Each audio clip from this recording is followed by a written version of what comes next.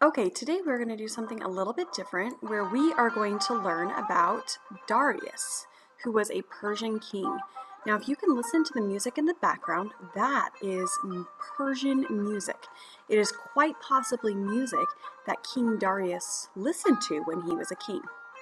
So we are going to do a read aloud, and as I'm reading this story, you are going to be listening. There will be questions that come up that pop up for you, and you need to make sure that you are following along and answering those questions when they pop up. Let's get started. Emperor Darius was mighty, and he made sure everyone knew it. He built a special city in Persia just for himself. No one was allowed to live in the city except the King of Kings and his servants and helpers. No one could visit the city either. Only on New Year's Day were people allowed to enter. On this day, the emperor accepted gifts from all over the empire. Darius believed that since he was such a mighty ruler, the history of his deeds should be written down. We can imagine him sitting alone in his city on New Year's Day, counting the many presents he received. I am the King of Kings. I should have my history written down.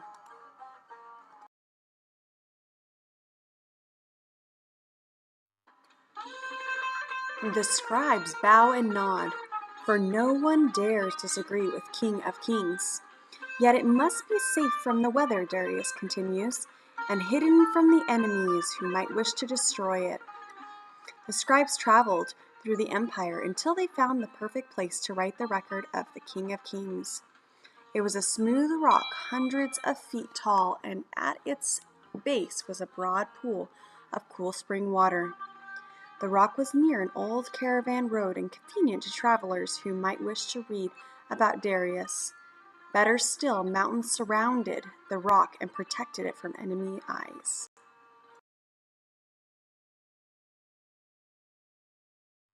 The scribes climbed up the face of this gigantic rock and used tools to carve Darius's history. When they finished, they had chiseled 13 columns of words in 3 different languages. Now everyone would be able to read about the King of Kings.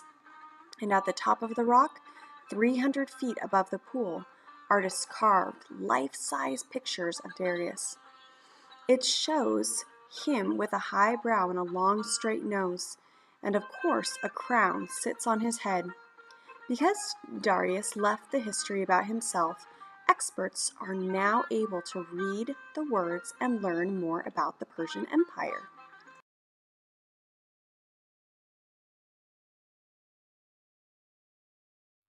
Emperor Darius was a clever ruler. When he conquered a new kingdom, he let the people keep their religion, and he made laws to protect them. In exchange, they had to give him his money or crops every year.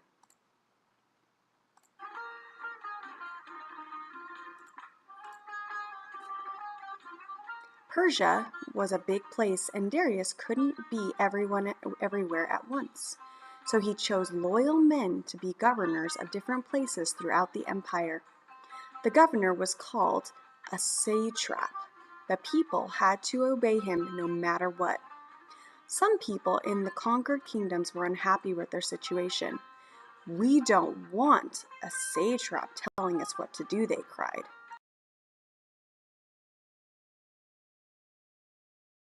When Darius heard of the unrest among the conquered people, he was afraid they would try to get rid of him and the satraps. He ordered his men to build roads across the empire. This way, his army could travel quickly to put down a rebellion. He also placed spies in every city in the Persian Empire. The spies were called the eyes and ears of the empire. If a spy overheard someone say something bad about Darius, the fierce Persian army appeared and whisked that person away with the big mouth. But finally, Darius met his match. He should have known better than to tangle with the Greeks. A group of Greeks had left Greece and settled in the east, where Darius ruled. Now they wanted to rule themselves. These Greeks knew about Darius's roads, sneaky spies, and fast, fierce army, but that didn't stop them. They fought the Persian satraps and soldiers, and when the people of Athens saw their fellow Greeks fighting for freedom, they sent their own soldiers to help defeat the Persians. Greek foot soldiers put on their helmets and marched east. At first, it looked as though the Greeks might win. They took over an important Persian city called Sardis and burned it. Darius was furious. How dare a puny city like Athens challenge the King of Kings? Why, Athens didn't even have a king. Darius climbed aboard a Persian ship and sailed his navy to Sardis. After a long, bloody battle, the Persians defeated the Athenians, who had burned the city. Darius went home still seething with anger. The King of Kings had a long memory.